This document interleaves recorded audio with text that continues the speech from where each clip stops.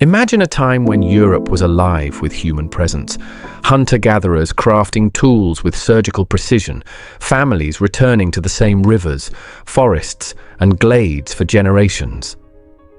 Then suddenly, silence. Not the silence of peace, but of disappearance. Archaeological layers that once overflowed with signs of life, charcoal, bones, tools, go dark. Entire regions are abandoned, not by war or disease, but by something far more elusive. Why did these thriving communities vanish? What force could erase not just settlements, but entire ways of life across a continent? To find the answer, we must look far from Europe, deep into the icy heart of ancient North America, where a massive glacial lake once sat, dammed by ice and holding back enough fresh water to disrupt the planet's climate. When that dam broke, it didn't just flood lands. It ruptured Earth's climate engine, triggering a global shockwave. This was the 8.2K event, a catastrophic climate disruption that cooled Europe, shattered ecosystems, and erased cultural memory.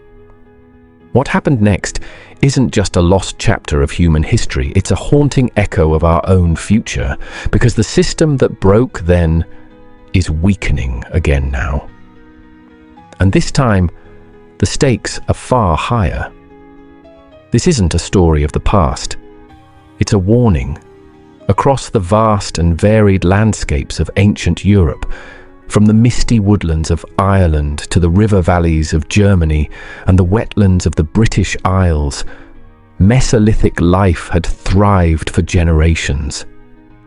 These weren't primitive bands of wandering hunter-gatherers, but complex, highly adaptive communities that had mastered the art of living in rhythm with nature. They built semi-permanent dwellings, returned seasonally to rich fishing grounds, crafted finely tuned tools from flint and antler, and passed on detailed ecological knowledge orally through generations.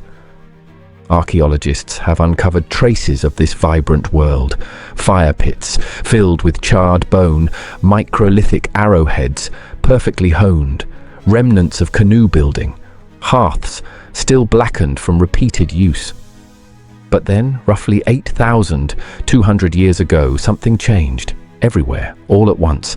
The signs don't point to war, nor to plague, nor even to gradual migration. Instead, what we find is a sudden, sweeping silence. Entire regions that had been densely populated fall off the map, not metaphorically, but literally. In the stratigraphic layers of Europe's most important Mesolithic sites, a stark and chilling pattern emerges. Cultural material stops. At Starcar in the UK, one of the richest Mesolithic sites ever discovered, layers filled with organic deposits, evidence of daily life, abruptly vanish. In Ireland, pollen records and charcoal signals used to track human impact show the forests regrowing untouched, as if the land itself was forgetting that humans were ever there. Central Germany's Bedburg Königshofen, a site once filled with stone tools and animal remains, reveals a sharp downturn in activity, not tapering off over centuries, but almost instantaneously. Archaeologists refer to this phenomenon as a gap, but that word hardly does justice to its scale. This wasn't a local disappearance, it was continental.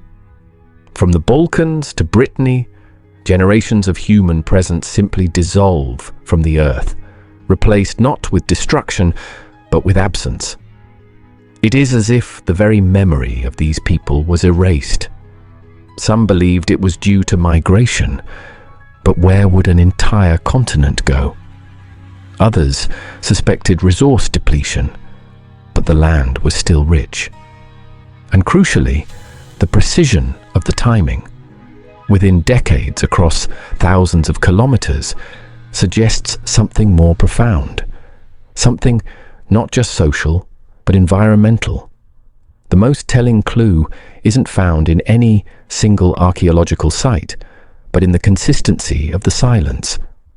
Everywhere, the material record fades in synchrony. Even symbolic behavior, like burials adorned with ochre or teeth ornaments, stops abruptly, pointing not just to a physical abandonment, but to a cultural fracture. It's not just that people moved, it's that the systems that sustained their lives, ecological, spiritual, practical, had broken down. This wasn't a fall, it was a pause, a breath held across an entire continent, one that wouldn't be released for over a century and a half. And the people didn't vanish in flames or bloodshed, they simply stopped returning to the places that had defined them. The rivers once rich with migrating fish, the glades where herds passed predictably, the forest edges where tools were shaped, these places ceased to provide. And without that reliable return, the seasonal patterns that held societies together began to unravel. Oral traditions tied to specific landscapes lost their meaning when those landscapes changed. Knowledge of when to fish, where to hunt, how to track, information passed down through centuries was rendered useless in a single generation. And so, what was once a vibrant, connected, adaptive network of Mesolithic communities began to dissolve, not with screams or fire, but with a quiet so complete it still unsettles us millennia later. This silence found in pollen and sediment, in the absence of flint flakes and ash layers, is not passive. It is the footprint of a rupture, a catastrophic interruption that severed the thread of cultural memory itself. And to understand what these people were fleeing from, we must look beyond their tools, beyond their campsites, and follow the faint echo of this silence across the Atlantic, to the icy heart of North America, where a frozen giant stirred, broke, and sent a pulse through the planet, so powerful it rewrote the rhythms of life in Europe forever. To understand why Europe's Mesolithic societies suddenly dissolved into silence, we must shift our gaze far across the Atlantic, away from the forests of Ireland and the lakes of Germany to the frozen heart of ancient North America, where a colossal and invisible threat had been building for centuries. There, hidden beneath the retreating edge of the Laurentide ice sheet, lay a monster. Glacial Lake Agassiz, a proglacial titan larger than all of today's Great Lakes combined. Its size was nearly incomprehensible, an inland sea of meltwater stretching over 400,000 square kilometers, held in place only by unstable walls of glacial ice. For thousands of years, this lake had swelled with the melt of a warming planet, biding its time. And then around 8,200 years ago, the ice dam cracked. Whether triggered by slow isostatic rebound of the Earth's crust or accelerated by warming-induced glacial melt, the result was catastrophic. The dam collapsed, and Agassiz didn't drain, it burst. Trillions of gallons of fresh water surged north into Hudson Bay, spilling into the Labrador Sea, and finally dumping directly into the North Atlantic Ocean. It wasn't just a flood, it was a climatic detonation. The Atlantic Meridional Overturning Circulation, AMOC, a crucial global conveyor belt that regulates temperatures by moving warm, salty water northward and cold water south, relies on dense, saline water sinking in the North Atlantic to drive its motion. But this massive influx of cold, low salinity fresh water acted like a wrench thrown into the gears of Earth's climate machine. It diluted the salinity of the North Atlantic so drastically that the circulation slowed fast. Without that warm ocean current feeding Europe's temperate climate, temperatures plummeted. Greenland ice cores show a dramatic oxygen isotope shift, revealing atmospheric cooling of up to 6 degrees Celsius within decades. This wasn't a slow drift into a cold spell, it was a whiplash, and Europe was directly in the crosshairs. Across the continent, lake sediments, tree rings and pollen cores register the fingerprint of this sudden freeze. Central Europe saw shortened growing seasons, increased wind erosion, and drier conditions. In the Mediterranean, signs of regional aridification appear, disrupting ecosystems from Italy to Anatolia. Monsoon patterns weakened in Africa and Asia. Even the Nile flood cycles were thrown into chaos. But while this was a global perturbation, its most immediate and devastating social impact played out in Europe, where human survival still hinged on the delicate dance between season, species, and soil. For Mesolithic societies who had built out their lives around the predictability of rivers, forests, and animal migrations, the sudden shift wasn't just uncomfortable, it was existential.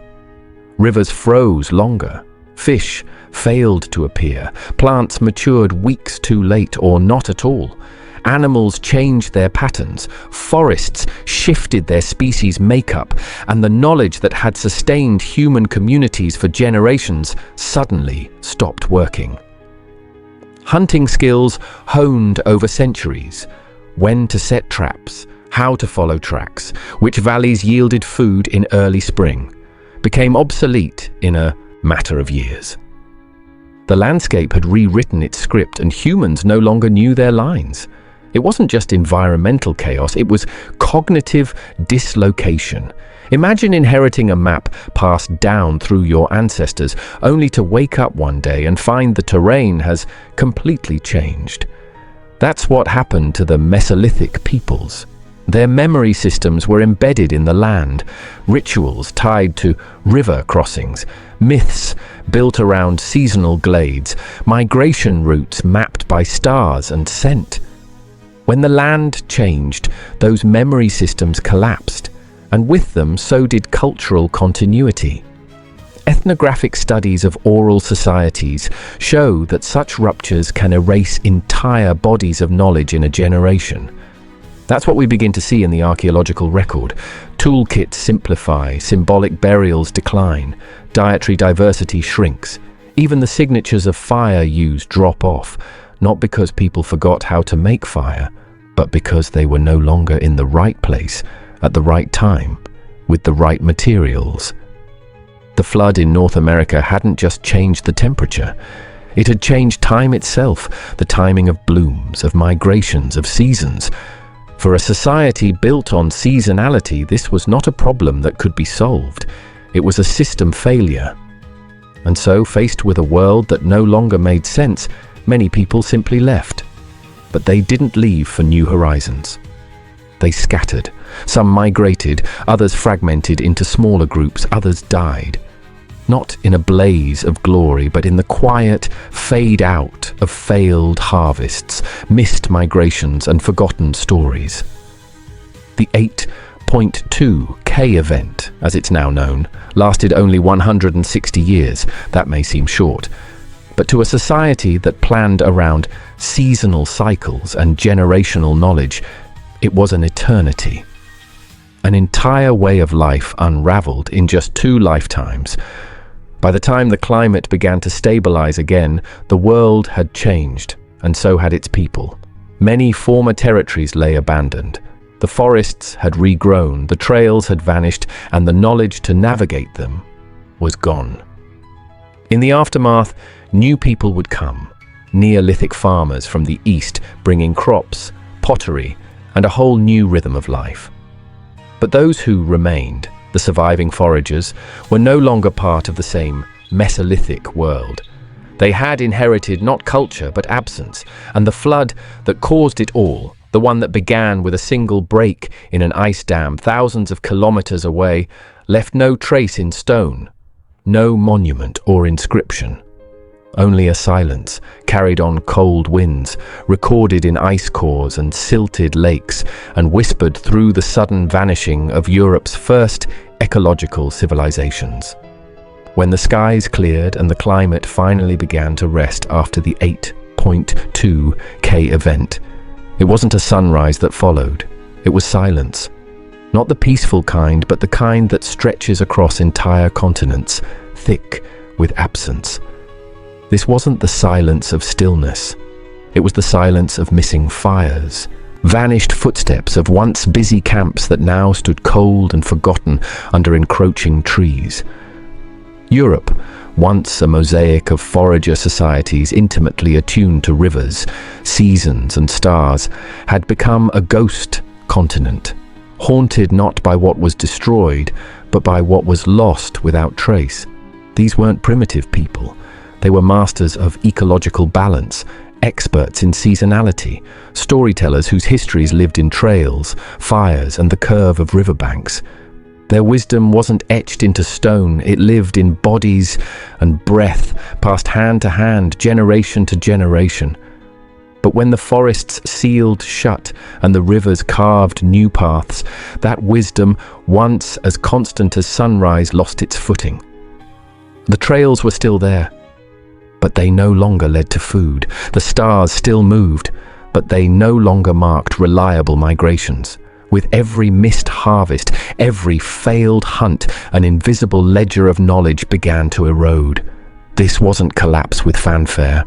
It was the quiet unthreading of memory itself. Across vast regions, from the misted lochs of Ireland to the inland forests of the Balkans, archaeological sites go dark in eerie unison. Fire pits vanish, bone tools stop appearing, burial sites lose their symbols, their pigments, their rituals. It's not a fade-out, it's a sudden unplugging, as if entire cultures exhaled and never inhaled again. Flint-working techniques that had been refined over centuries degraded in a generation. The intricate composite tools of northern France and Belgium, barbed harpoons, delicately chipped microliths, elegant bone points, gave way to hastily made scrapers and crude blades. This wasn't adaptation, it was desperation. What had once been the refined toolkit of a thriving society became survival improvisation, spiritual life fractured alongside material culture. The ochre-painted burials, the careful placements of shell beads, the symbolic carvings, all ceased, not because belief vanished, but because continuity broke. When no one returns to the sacred river, when the storyteller dies with no apprentice, the sacred becomes silence. This was more than a cultural breakdown. It was the collapse of an entire way of remembering. Oral knowledge is robust, but it relies on stability. When the land shifts faster than language can adapt, the past becomes unreachable. In Mesolithic Europe, maps were memorized in motion, not ink. Seasons were known through scents in the air and bird migrations, not calendars. And so when those rhythms faltered, when rains didn't come, when the fish didn't return, when the forest closed in, it wasn't just ecology that changed, it was identity. Imagine growing up in a world where every familiar place is subtly wrong. The river bends where it never used to. The deer paths are overgrown, the landmarks are drowned. Every attempt to follow the old ways leads to failure, and there's no one left who remembers the alternative. That's how cultures vanish. Not with fire, but with 1,000 small disconnections that add up to forgetting. Genetic evidence confirms the human toll. In region after region, ancient DNA reveals sudden demographic bottlenecks. Populations cut in half, or worse, isolated into shrinking pockets too small to sustain complex knowledge systems. Without seasonal gatherings, without exchange, without intermarriage, cultural drift accelerates. Traditions falter, skills are lost, songs go unsung, language fragments. The archaeologist's trowel doesn't uncover battlefields or mass graves here. It reveals absence, a campsite used for hundreds of years, suddenly empty. A valley rich in tools and bones, abruptly silent. This is the signature of the 8.2K event. Not a cataclysm, but a vanishing. So when the Neolithic farmers arrived from the Near East, carrying seeds, pottery, livestock, and new gods, they didn't walk into contested territory. They walked into a silence so complete it felt like opportunity. They saw the forests as empty, the land as underused. But what they didn't see were the trails beneath the moss, the memories etched in vanished fire rings, the names of rivers once sung aloud, but now forgotten. They couldn't see that this wasn't wilderness. It was a graveyard of memory. To them, the land was fresh, but it was simply erased. Ancient DNA shows that these Neolithic newcomers were genetically distinct from the foragers they encountered, and in many places they encountered almost no one at all. The forager signal in the archaeological record is faint, scattered, and, more often than not, already fading by the time the farmers arrived. It wasn't conquest that won the land. It was timing. The 8.2K event had already done the damage. It had fractured the networks, thinned the populations, and severed the line of memory. So when the first longhouses appeared, when the first domesticated grains took root in Central Europe, there were few left to resist, and fewer still to remember what had once stood in their place. And perhaps that's the most chilling lesson of all. Not that civilizations fall, but that they can vanish without ever being seen falling. No flames, no ruins, just trails grown over and stories no longer told. And yet, their absence speaks volumes. In Greenland's ice cores, we find the fingerprint of the cooling. In European pollen layers, we see the forest change. In the bones and isotopes, we see shifting diets, desperate substitutions, strange absences, and in our own time, their fate echoes more loudly than ever. Today, the very same Atlantic current that stalled 8,200 years ago is weakening again. Not from glaciers, but from greenhouse gases and melting polar ice. The AMOC, our planet's great heat engine, is slowing. And if it falters again, the consequences won't spare us because we have cities and satellites. The systems we rely on, logistics, agriculture, infrastructure, are no more immune to instability than Mesolithic foraging networks were. In fact, they're less resilient. We no longer live with the land. We live through layers of abstraction, each one a buffer, each one a risk. The Mesolithic people didn't fall because they were weak. They fell because their world changed faster than memory could adjust. We'd be arrogant to think we're exempt, because the most terrifying part of their story is not the silence they left behind, it's the possibility that it could happen again. That one day our descendants might look back on us, not through books or monuments, but through gaps, through layers of strange sediment and digital ruins. And they too might ask, what did these people know that they forgot at the wrong moment? The Mesolithic world teaches this. You don't need fire or war to erase a civilization. Sometimes all it takes is for the earth to breathe wrong, and for memory to lose its grip, not with a bang, but with forgetting.